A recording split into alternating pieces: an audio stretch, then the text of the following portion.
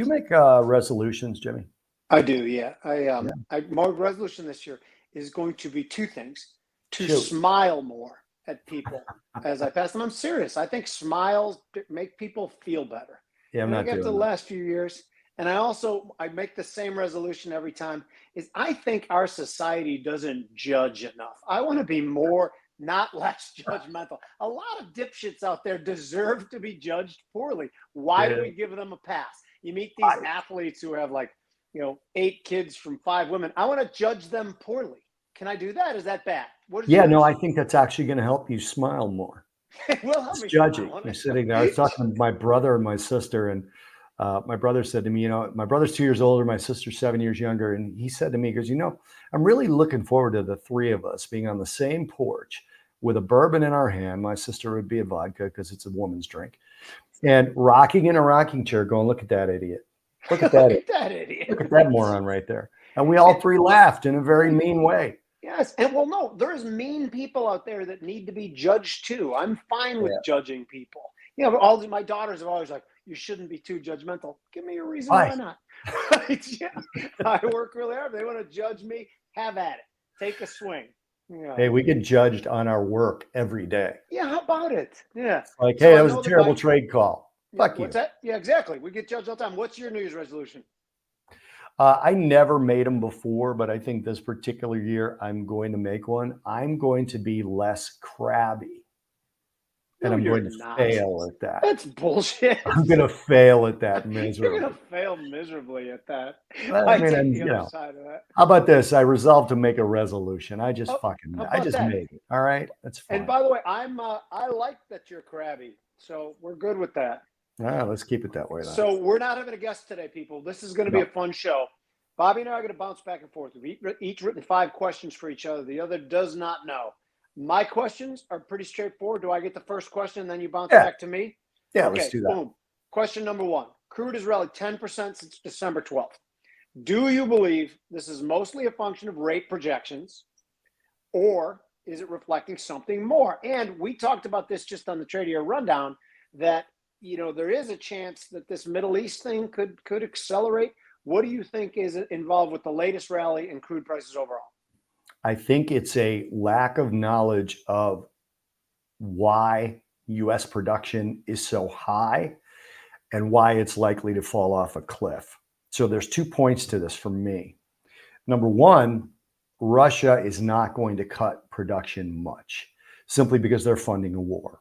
So despite what OPEC and OPEC Plus say about additional cuts, it's really only Saudi Arabia that commits to cuts, and it's really Saudi Arabia is the only one who sticks to them when they do. And even when you look at the data from the last official OPEC data, Saudi Arabia produced 30,000 barrels a day more than they were supposed to. It's a rounding error considering they're in the 9-10 million barrel a day range. But I think it's a lack of knowledge of what is going to drive the U.S. supply in the future. In the past, and in the very recent past, the U.S. was the marginal producer. In other words, if we continue to produce, crude oil was going down no matter what OPEC did. We have ceded the title of marginal producer to OPEC for the foreseeable future, simply by virtue of the lack of incentive to invest capital in new wells and new production sites. So I think right now, I'm sorry to jump in there. I think right now, the reason crude oil is as low as it is, and by the way, $76 a barrel, $75, it's not low historically. Not that low. It's middle of the range, right? We're still at $250, between $250 and $350, depending on what state you're looking at on gasoline. But the fact of the matter is that the U.S.'s production is going to fall off of a cliff. It's going to be just like bankruptcy, gradually and then really fast. And when it does, they're not going to be able to replace it. Right. So what's best guess of when? And I know that this is a very difficult question. And also, you can answer it. And being wrong, I mean, you're probably going to be wrong on this. I understand that fully. Yeah. But when do you believe it starts to gather? Middle of summer. I think middle of summer of 2024, we start to see a drop off of U.S. production, and we're going to see a much slower increase in rigs in the U.S., and it's going to be concerning, especially since, and I do believe this is deliberate, by the way, especially since the SPR is as low as it is, because initially, if it starts to drop off going into the election, this administration is going to release more SPR barrels, and it's going to get dangerously low. And then if OPEC wants to really turn the screws, which you've been predicting for a while, that's when it'll happen. And I'm still predicting it, but not as vociferously. I've backed off on it a little bit. I'm confused on it. But now you're up. Your question. All right, my question to you. Let me pull up my questions here because I thought I'd be able to do that quicker than I just did. What do you think will be the crucial dynamic for commodity markets? Will it be geopolitical tension, new supply chain challenges, trade dynamics, central bank policy, or something that I didn't give you there? I'm going to take number 3, central bank policy, and here's what I'm going with. Okay, I think one of the most underreported developments of the last call it 2 months has been those 3 long end auctions that went really poorly. Then we had one that went fine-ish after that, but it was at a lower amount. Now the point I'm trying to make is that I believe the federal government through the Treasury has no intention of slowing down its spending and will continue spending. Now they've moved a lot of that issuance to the short end to tap all the money in the repo facilities. We've talked about that before. As soon as they start moving along, and this notion, and again, I'm going to get back to commodity. I know this is a question about commodities. And the question to me is more, will they be good stewards of the dollar? And the answer to that is absolutely not. And I think, as Dennis Gartman used to say, and I know that people use Dennis Gartman as a punchline because he was wrong a lot, and I liked him, and I thought a lot of things he was good at too. Yeah. He said you want to be long in a situation like that, things that hurt when you drop it on your foot. And of course, at the top of my list for commodities, we just talked about oil, gold. I don't know, Bitcoin to me seems more like a commodity than it does a currency, even though they try to tell me otherwise. Gold, silver, but then I think it starts to filter down to more of the soft commodities. Copper, even food. And I think that could have a resurgence. So I think Fed policy is number 1. So the supply chain thing, it scares me that you say it, but that's the black swan event. I mean, we can't predict that stuff any more than we could predict the world shutting down in March of 2020. So that's always a risk out there, but it's certainly not a downside risk. It's an upside risk. So if anything, it bolsters my notion to be long some commodities, and I am long some commodities. Yeah, and that's why I worded that question the way I did, because I know you're long commodities. So the crucial narratives for you, in theory, would be things that push commodities higher. So that's why I worded it the way I did. I didn't want to word it in such a way that it said, "Hey, Jimmy, what's going to make commodities go down?" Because you have a trade on. You should have the courage of your convictions, which you clearly do. And having said that, I separated geopolitics and supply chain, and you make a really good point there. I don't know if you were trying to make it. The Red Sea stuff is probably the dominant geopolitical risk. Would you agree? Yeah, I think so for sure. For the supply chain. Yeah, but it's funny is that I thought that would reflect pretty quickly in oil prices. And like we said earlier, oil prices are up 10%, but that's a drop in the bucket. So I'm confused why the market seems to ignore what seems to be a very, very substantial risk. But have you also seen from commodity? Oh, by the way, I have a question for you about commodities too. That's very similar. But since the beginning of 2023, commodities have gone down while at the same time the stocks have gone up. This is somewhat of a historic divergence between the two. Now, the reason is obvious is that prior to 2023, there was a crap ton of speculating in commodities when supply chains were shut down, and as they started to heal themselves, they've come down. But I think there's going to be a reconvergence of those two things as well. So I have a theory on why crude has not reacted more than it should have, and it's because the funder of the Houthis, who are the source of these attacks, is Iran, who's up to almost 4 million barrels a day in crude oil. So there's a lot of the country's crude oil shipments are probably not going to attack. They're going to attack U.S. ships transporting, that's UK ships, BP. That's why BP stopped shipping through there. But when it comes to the source of their funding, they want the price to rise, but they don't want to damage the ships. So they don't want to damage the sort of thoroughfare of that crude getting out and the money actually being collected, which then gets ships back to the people who are responsible for the attacks. No, two. Before I ask my next question, because I think I glossed over something that you said. That's something Bobby wrote a Substack on. We've been beating this drum for a long time. U.S. crude production is incredibly high, but it's a lot of wells that were brought online 5 to 7 to 8 years ago, and there is not the investment currently right now that will show up years down the road? I want to make sure that, because that's, I think, one of the most Yeah, I mean, important points of the whole thing. it's a very simple thing. Imagine that, pick the fastest growing tree in the world. I don't know what it is, but imagine you plant those trees. Actually, it's probably a crop is probably a better analogy, but imagine you plant trees that grow in 12 months. And then 12 months later, you harvest those trees and you have wood to heat your home and cook food, but then you don't plant new trees. Right. And Yeah. that's what's happening in the US. So actually, trees is probably a good analogy because a tree might take 3 to 5 years before it becomes a decent source of firewood, depending on the Yeah. tree. Yeah. But, they're not planting new trees now. So when all of these trees are cut down to heat homes, oddly enough, trees are a source of fuel too. So that's the analogy here, is that we're not planting new trees. We're not drilling new wells, not at a rate that's going to replicate the 13 million barrels a day of production we're doing now. Right. And just an add there, I am long some of the crude names for this.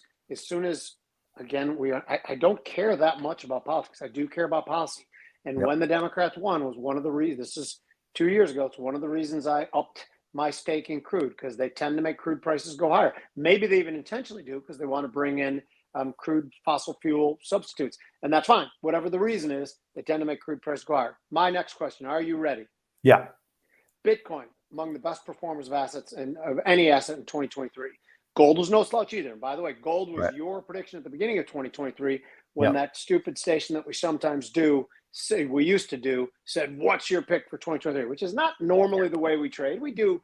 I mean, things could change. It could be our pick for 2024, but that could change in 2 weeks if price changes, if the fundamental story changes. Gold was no slouch either. Which is the better hedge against a profligate federal spending and dollar debasement? And by the way, when I wrote that thing today for Fox for tomorrow, I said I started with Bitcoin as a poor stewardship of fiat currency hedge. Now it has morphed into a wager that poor stewardship of fiat currency will accelerate. What are your thoughts? So I have two thoughts on that. I'm still going to pick gold over Bitcoin for one reason and one reason only. Gold is absolutely a currency. Okay. It is 100% a currency. It has always been a currency, and it will always be a currency, in my opinion. Now, maybe a scenario develops where it is no longer a currency. I don't know what that scenario is. When you talk about currencies, even fiat currencies initially were created to represent gold, which was the real currency, right? They were gold-backed currencies.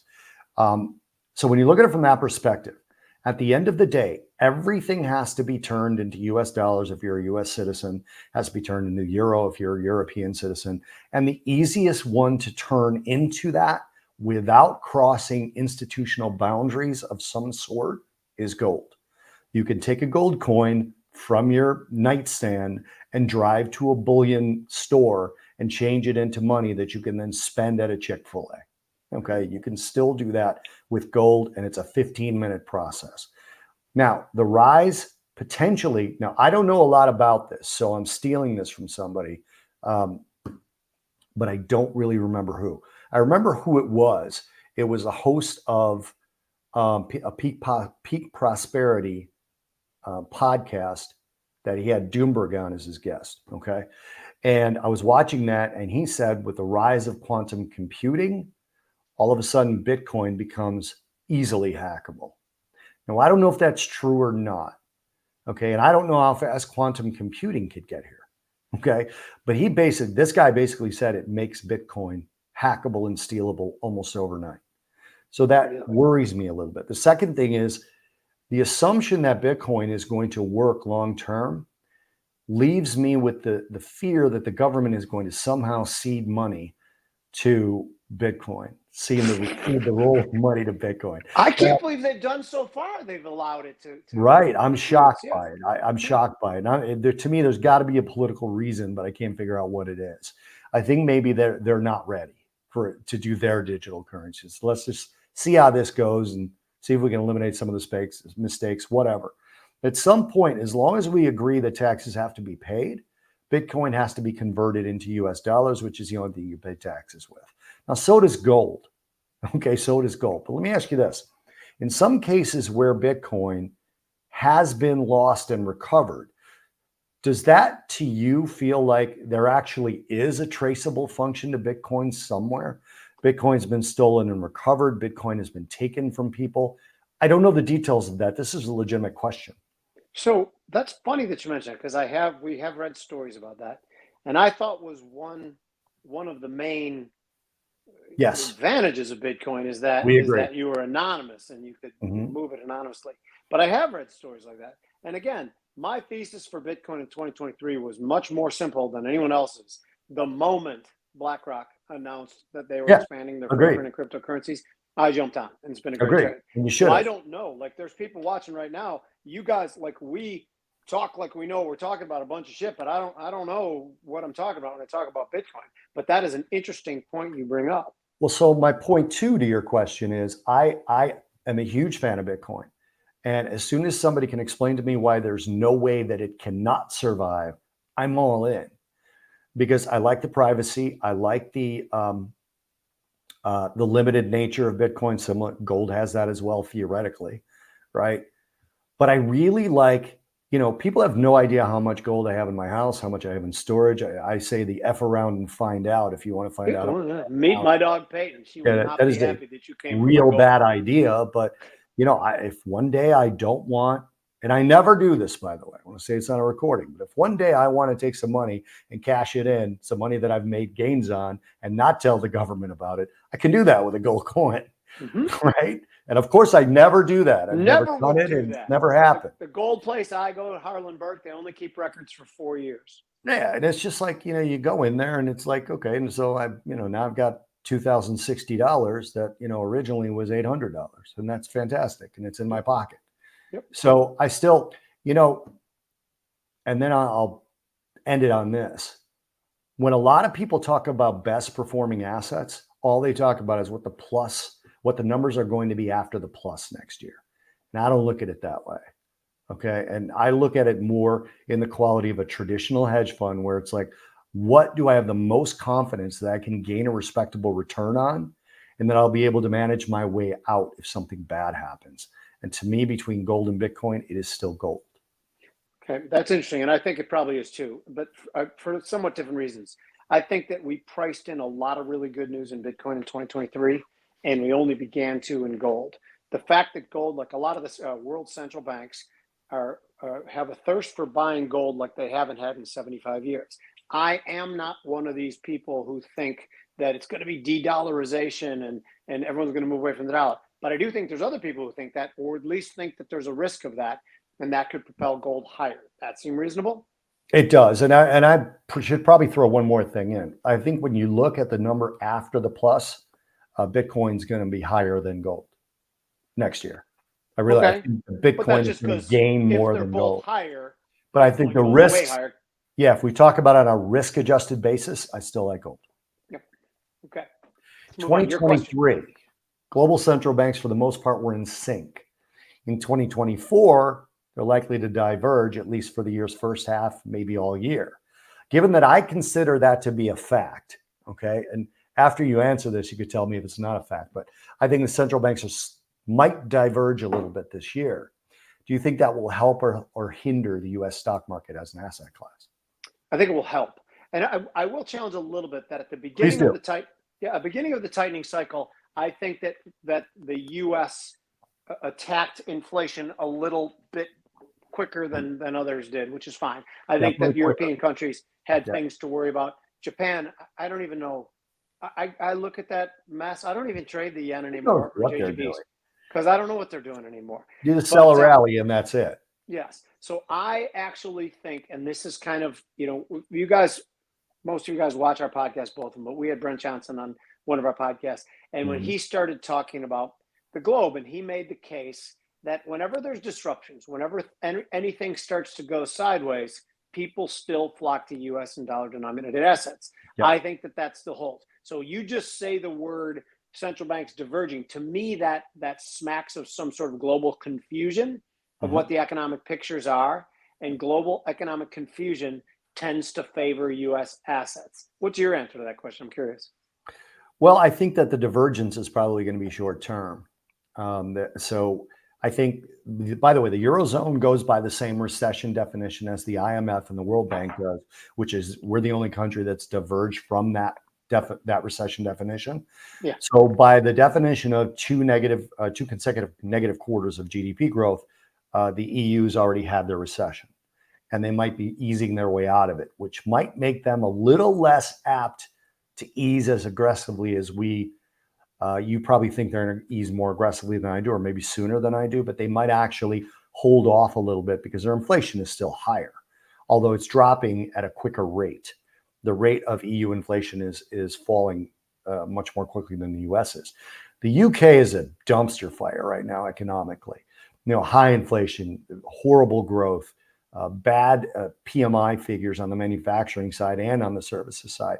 So they're a dumpster fire. So I think, and Japan, I don't know what they're doing, and nobody does, right? Yeah. They might actually be releasing the yield on the JGB at some point, which likely means higher yields and an even, not necessarily a stronger yen, because they're probably not going to hold to that. So I think I think it does help U.S. assets simply because people are going to come in and say, we don't know what's going on, so let's buy the U.S. Yeah, which is exactly kind of what I said, right? Yeah.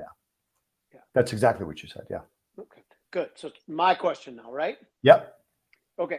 At the beginning of 2023, 85% of economists surveyed predicted a recession in 2023, which, by the way, they might have even been right. We did have two consecutive quarters of negative and growth. What did we do in the classic United States political fashion? Instead of acknowledging that we had a recession, we just changed the definition of recession. Not the definition. Yeah. That was the most bullshit thing I've ever heard. Hearing these politicians go, well, that's not the classical definition of a recession. Yeah, it is. Okay. Yeah. I learned it in business school. Okay, so 85% of the economists surveyed predict the recession calendar year. That number is now 30% for 2024. Yeah. Recent studies is okay. The whole job of economists, I think, is such bullshit, because the incentive is to just ride along with the team. Because if you're going to be wrong, you're all going to be wrong together, and there's greater risk of you being wrong when everyone else is right. So it's just a horrible way to do things. I like economists like Jim Bianco. Jim Bianco doesn't care what the crowd says. Right. He will tell you what he wants. But anyway, I digress. The economists now say 30% chance. 30% of them say they say a recession in 2024. Do you think that locks up a recession in 2024? Yeah, I think it is 100% certain now. Where last year I thought it was about, I think I was quoted as saying 97% that we're going to have a recession in 2023. It's now 100%. Is there higher than 100%? It's 110%. Nope, that's it. As you might say, like a football coach might say, I need you to give 110%. It's now 110%. Here's the funny thing for me is that when I look back historically, and this, like the way that my trading works and the way we do our analysis in Path Trading Partners is I come up with an idea, and then Mike Arnold tells me if the charts agree or not, right? Right. And if the chart doesn't agree, then I change my idea, right? Because I just feel like there's so much strength behind mob rule in markets that you just can't go against it, because the markets can stay, what's that phrase? Markets can stay irrational longer than you can stay liquid. Right. So from that perspective, when I look at it, I look at the history of yield curve inversions and the ones that have predicted recessions, which were basically 9 of 11, right? Right. This is the longest and the deepest. So it would also have to be the most wrong for there to never have been, or for there to never be a recession after it. And we haven't uninverted. That's number one. Number two, most recessions began as the inversion started to correct itself. And we haven't had that yet. The prediction of a recession in 2023 was, in my view, reliant on the curve uninverting, if that's a word. And it didn't. So pushing the inversion out is the same as pushing the pivot out. Okay. We all know it's going to happen. We're just waiting for it. And it hasn't happened yet. Yeah. Right. You mean uninversion. You said inversion. You meant pushing the uninversion out. Pushing the uninversion, the steepening, right? Which makes no sense visually, but whatever. Exactly. Right. So pushing the steepening out is the same as people pushing the rate cuts out. Whereas after the May Fed meeting, the first rate cut was priced into July of last year. And they just kept pushing it out. I'm doing the same with the recession. I don't believe that the longest and deepest inversion that we've had in the last 50 years is going to let us escape without a recession. I just don't believe it. And then the last part of that I would say is if we have a soft landing, then it's a hard landing, or it's rather no landing, I should say, not a hard Yeah, landing, right. Okay. because It can inflation only be will a hard not, landing if there's a landing. Right. yeah, inflation will not drop sustainably below 2% if we don't get a recession. It's honestly never happened. So what's funny is that the curve, you're talking about the curve uninverting, steepening as the recession is beginning. And then there's fundamental reasons why that's happened too. Yep. Like the market will start to see storm clouds gathering and say to themselves, oh shit, the Fed is going to be stepping up its eases on the short end. Right. They're going to be aggressively cutting rates. Yeah. And they know the market will start to smell that out before the Fed even smells it out. Yep. And this is, again, is that a shot at the Fed? Of course it is. If you know me, I take every easy shot at the Fed I can. I think that they've done a very poor job. And Jake Paul seems like a hell of a good guy.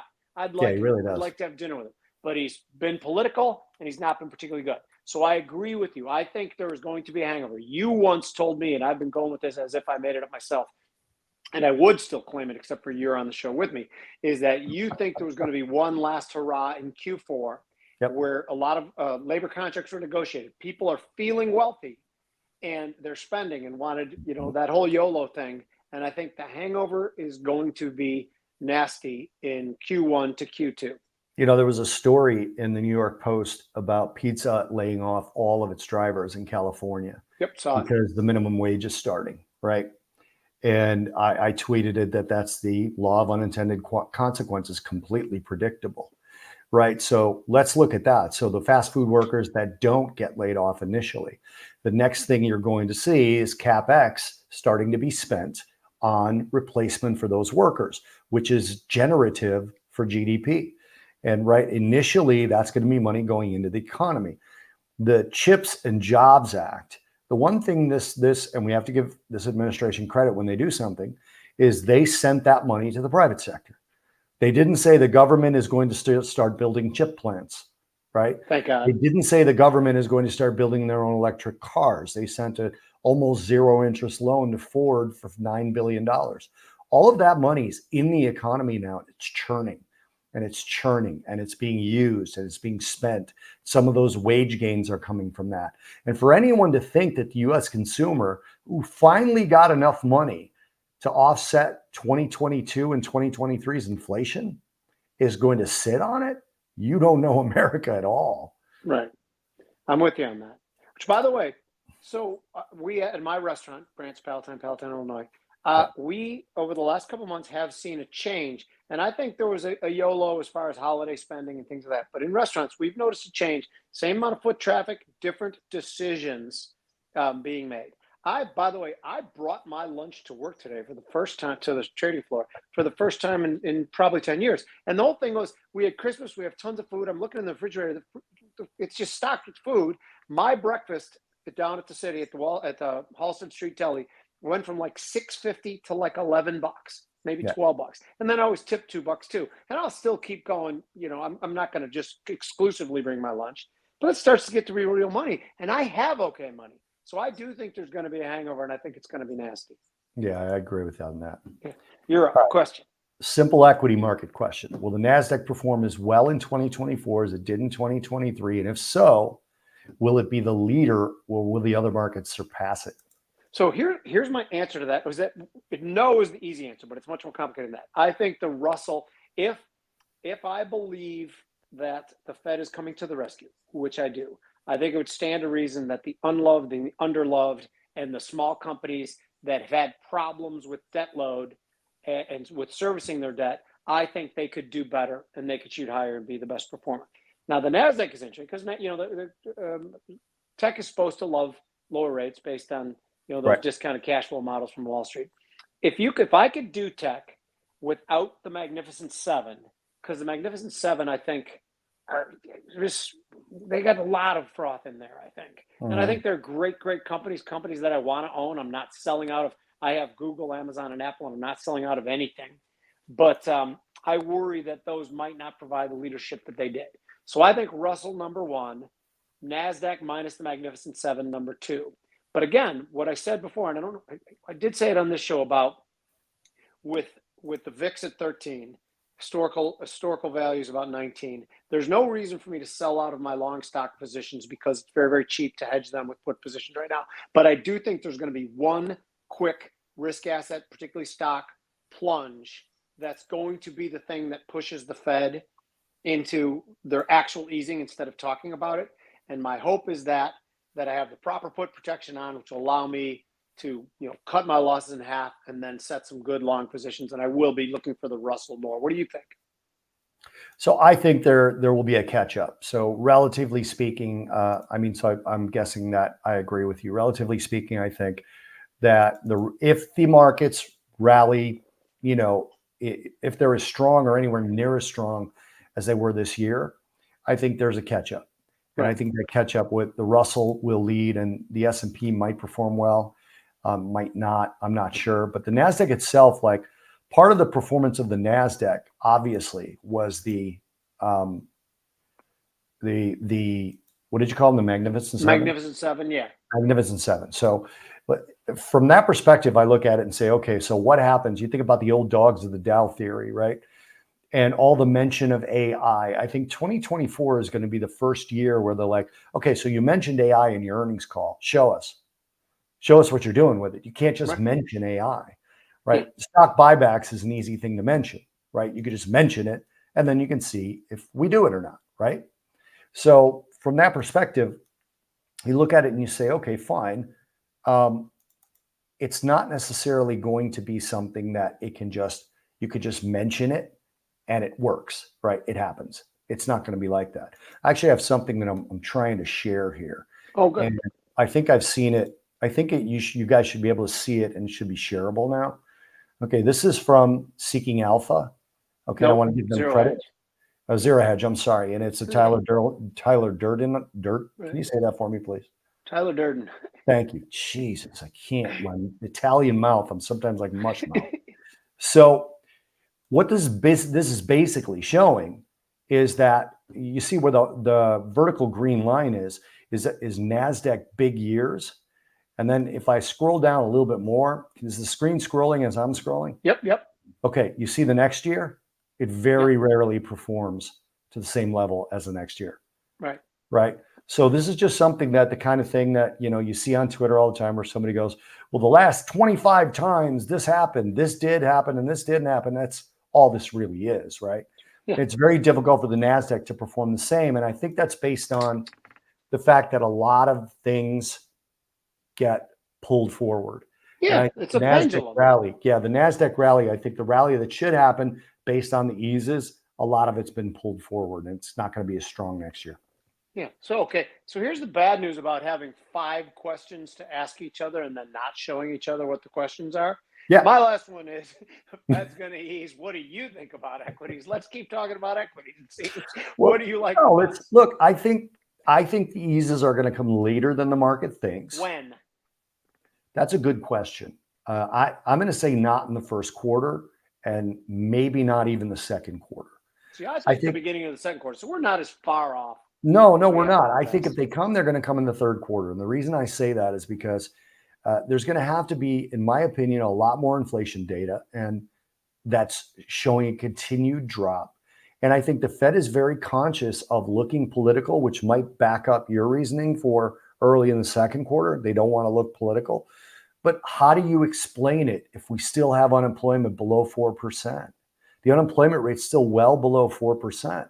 And if you believe it's a soft landing, then you don't need to ease. Now, does it matter that it can't be explained? I guess not.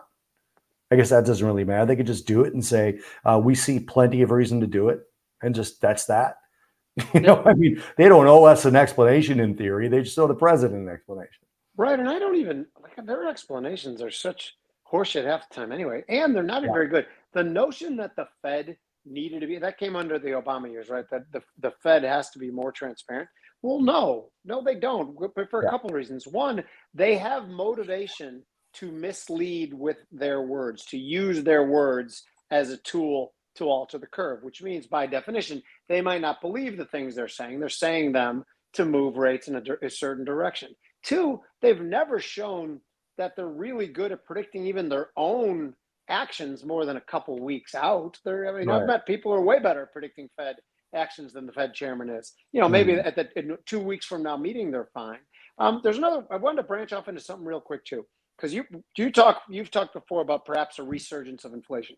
I Mhm. don't believe there's going to be a Right. resurgence of inflation, and I think the decline in inflation we've seen is largely, if not exclusively, because of supply chains being healed. And I think the efficacy of the Fed rate hikes hasn't really been felt yet. If it has, it's been felt just a tiny bit. And that we can go into that if you want. A quick synopsis is that the 5 years prior to the first hike, we had historically low rates for a long time. People had the opportunity to roll in duration at an unprecedented level so they could sit back and be insulated from the rate hikes. That's why I think it took long. We could expound on that, but we don't have time for it.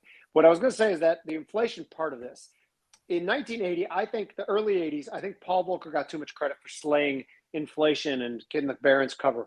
I think the advent of the internet, which allowed inflation uptick, technology is deflationary. It increases productivity, but also in the internet, it allowed for price comparisons, not just in consumer goods, but in labor. Everything all of a sudden, the eyes were wide open on everything, and you could price things more competitively.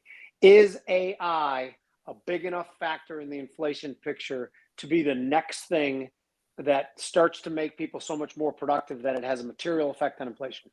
All right, so there's a bunch of things in there to unpack. So number one, you're 100% right that it was supply chain, and that's why the Fed was saying it was transitory, because they thought the supply chain would heal more quickly than it did, and they couldn't have been more wrong.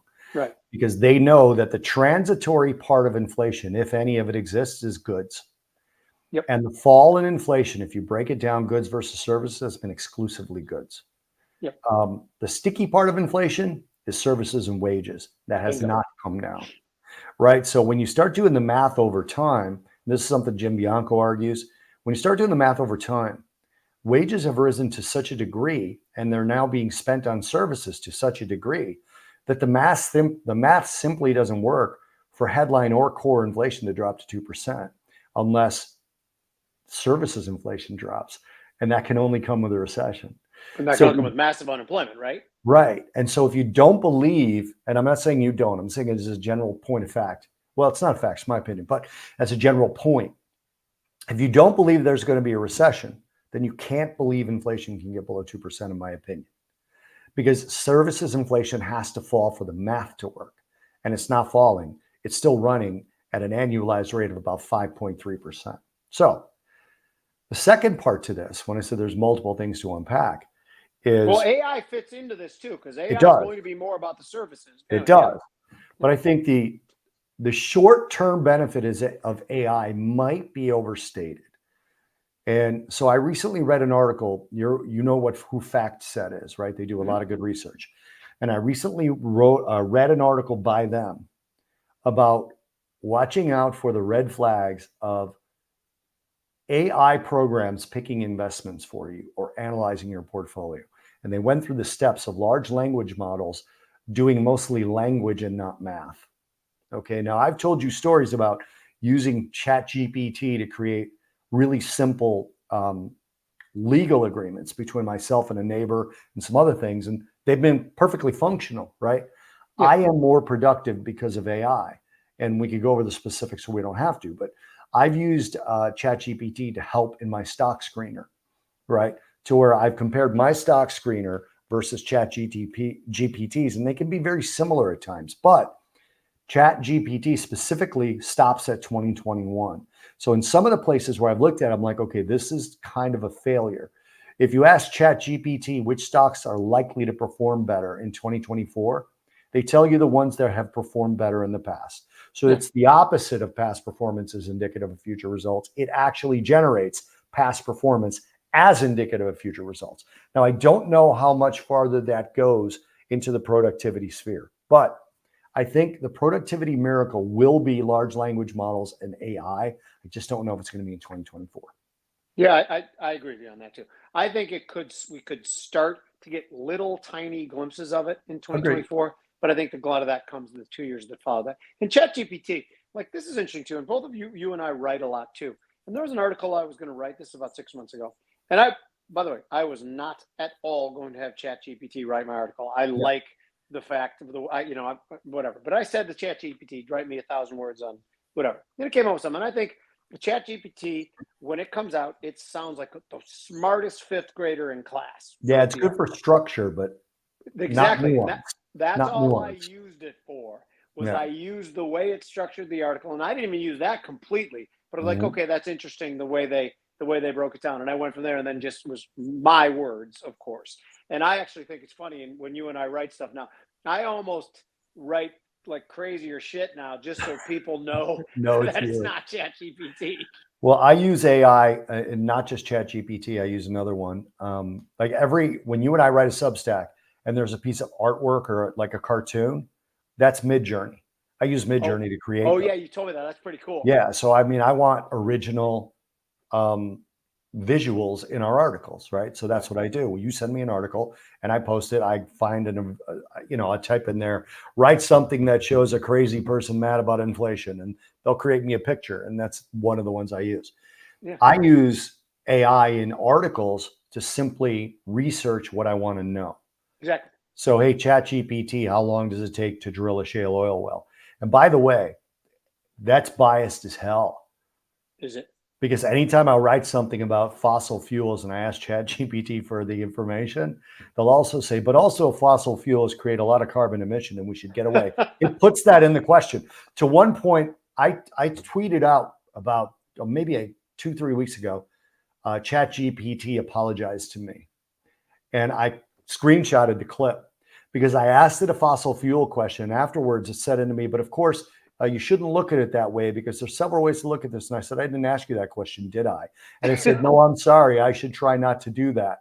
And it literally was in there. It apologized to me because I called it out on its bias. That's pretty funny. Yeah, it was awesome. Okay, I have one more question, and it's very similar. Actually, it's similar to the I question think you it's asked me, my turn. but I think it's it's my your turn. turn. Go. Yeah. Go. So this is my number 4. What are you on? You're 5? Yeah, I'm on 5. Yeah. All right. So I got to give you my number 4. By the end of 2024, will GDP growth outpace inflation, or will inflation outpace GDP growth in the US? And the follow-up is, based on your answer, is that a good thing? Well, shit, that's a tough question. Yeah. Because I think inflation is coming down, and I think Mhm. GDP is coming down faster. So I think in the first part of the year, I'm just going to answer for the first part of the year. Yeah. I think inflation is the first half. The inflation is going to outpace GDP. I think inflation will still run in the high 2s or even low 3s, and GDP, I believe, is going to collapse when the recession comes. So I think that's the first 6 months. Do I think the next 6 months?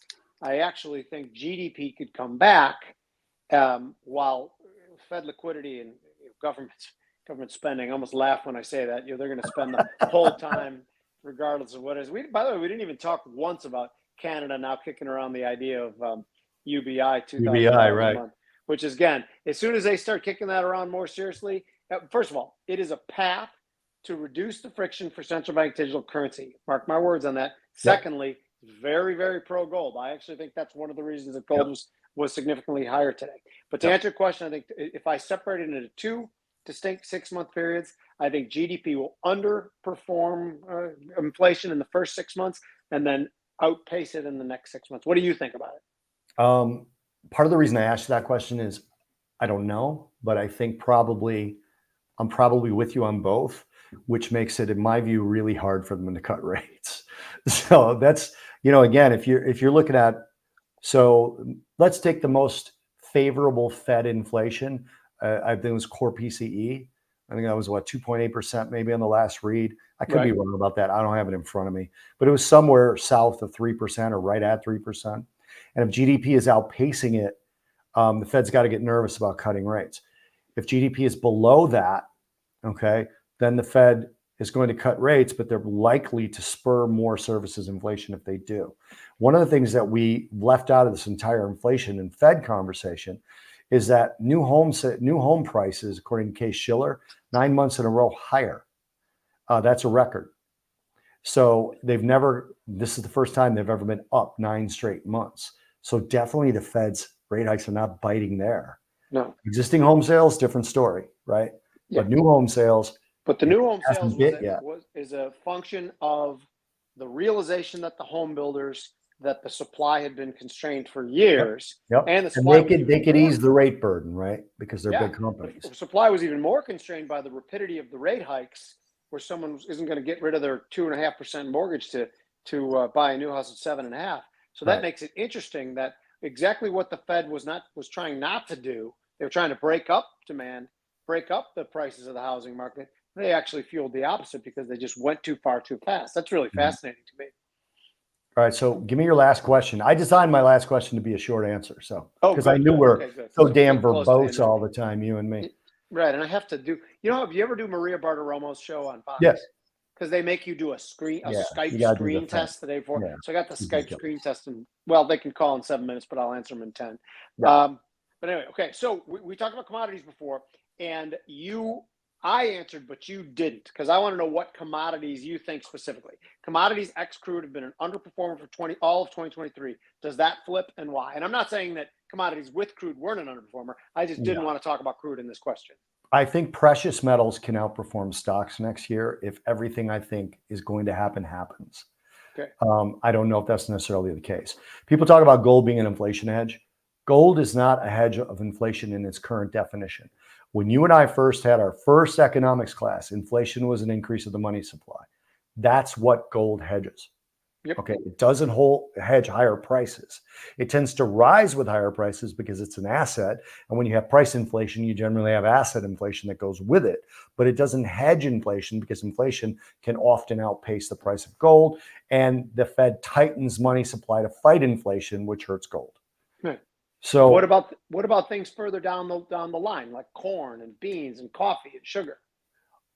that's, you know what? I'm not an ag guy and I don't know, but I think if you continue to devalue the dollar, which rate cuts would do, those likely rise simply because they're all priced globally Right.